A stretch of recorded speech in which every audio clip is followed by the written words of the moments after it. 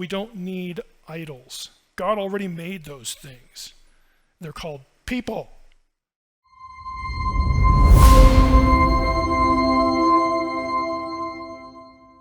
You get a little of this with my Faith Life Study Bible article on the image of God.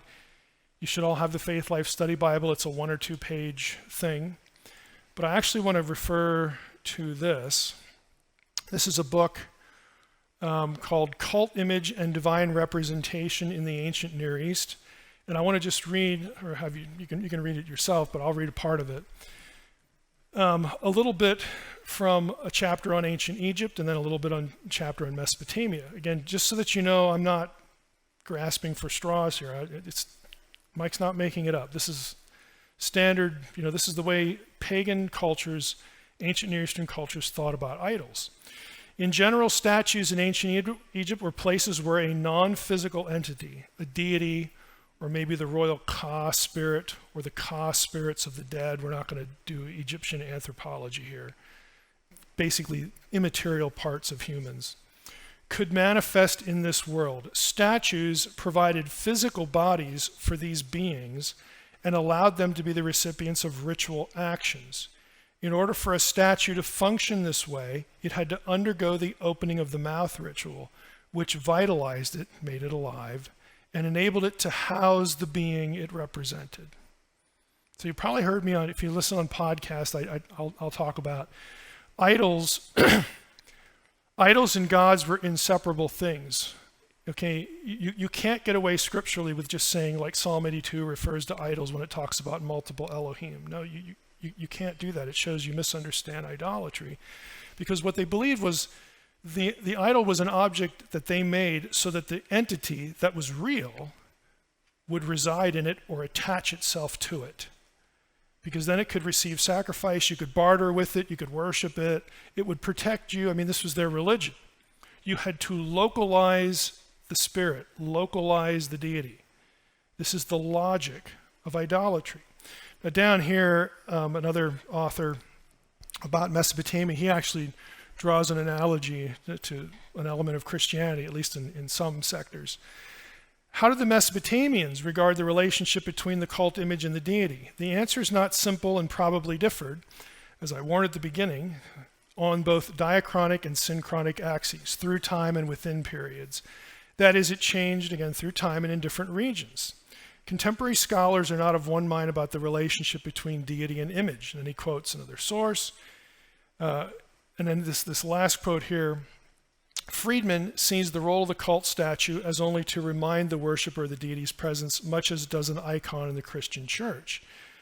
If you go down here, he starts talking about a different view. As stated earlier, in Babylon, offerings are brought before Marduk himself in the Esagila, which was a ziggurat, and not before the statue of Marduk. That tells you right away that though they have both statues and then Marduk, they're not the same. They're different but related. The Era epic makes it clear that if a statue's appearance corrupts, then the deity can abandon his image. And he goes on and talks about, well, what if one is destroyed in battle? Did the Babylonians think that Marduk was killed or died? No. He just needs a new house. So you'd make a new object, you'd do a different ritual, and Marduk would come to the object. This is the logic of idolatry. So why do I even bring it up? Okay, why do I even bring it up? Because Israelites were not supposed to make idols. They were not supposed to make graven images. Do you see why? Because humans are like that. Humans are God's representation on the earth. And God wants to reside with humans, with his people. And even in the Old Testament, but especially the New, you have this idea of God taking residence not just among his people, but actually inside.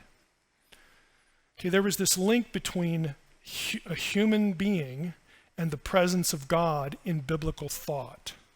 We don't need idols. God already made those things. They're called people. Okay? It's an entirely different way of looking at it. And think about it, if it's everybody, if it's people, the deity, you're not summoning the deity to localize it and bind it to a place. It's everywhere, okay? God will not be tamed, okay, so that you can localize him and bring him to you, and now you essentially, order the relationship. That is not the way it works. Biblical thought was quite different, which is why idolatry was so offensive. Because you're trading. Look at the trade. You're trading the presence of God with you for some object that you made and some other god. It was a fundamental violation of what God wanted in terms of relationship. It was awful.